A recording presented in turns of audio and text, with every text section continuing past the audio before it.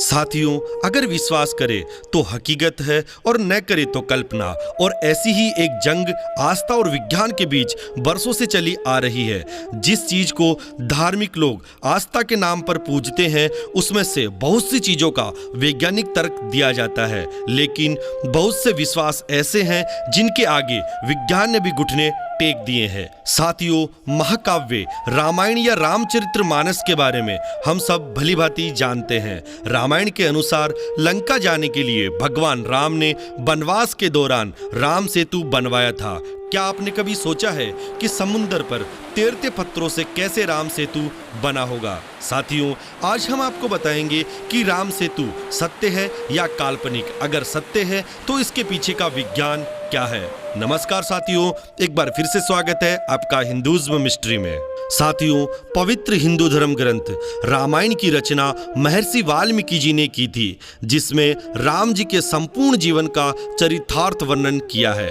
रामायण में बताया गया है कि वनवास के दौरान जब सीता जी का हरण रावण के द्वारा कर लिया गया था, तब राम जी सीता जी को खोजते हुए लंका की तरफ बढ़ रहे थे, लेकिन सामने रास्ता रोके खड़ा था विशालकाय समुद्र, जिसको सेना सहित पार करना नामुमकिन था। तब भगवान राम जी ने समुद्र पर राम सेतु की निर्माण की योजना बनाई और वानर सेना की सहायता से नल और नील के सानिध्य में राम सेतु का निर्माण करवाया और समुद्र पार कर रावण का वध किया। और बताया जाता है कि लंका से लौटने के बाद भगवान राम ने राम सेतु को समुद्र में डुबो दिया था, ताकि कोई भी इसका दुरुपयोग ना कर सके।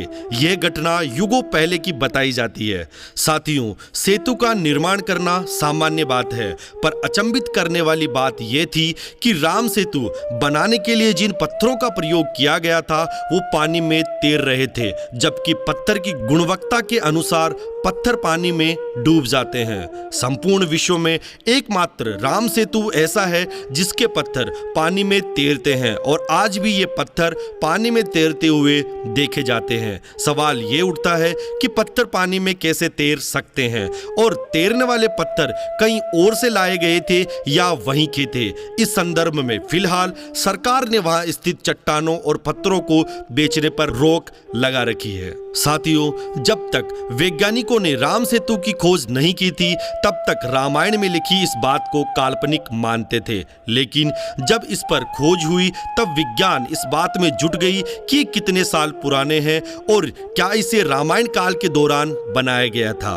राष्ट्रीय समुद्री विज्ञान के द्वारा खोज में सामने आया है कि राम सेतु और रामायण काल का एक ही समय था। इसका मतलब ये हुआ कि ग्रंथ में लिखी बात सच है कि राम सेतु को रामायण काल के दौरान ही बनाया गया था। साथियों, अमेरिकी पुरातत्वविदों के अनुसार भारत और श्रीलंका के बीच एक रेखा चट्टानों से बनी है, और ये चट्टानें 7000 साल पुरानी है, जबकि जिस बालू मिट्टी पर यह चट्टानें टिकी है वह 4000 साल पुरानी है। नासा की सैटेलाइट तस्वीरों और अन्य प्रमाणों के साथ विशेषज्ञ कहते हैं कि चट्टानों और बालू मिट्टी की उम्र में ये विसंगति बताती है कि इस सेतु को इंसानों द्वारा बनाया गया है।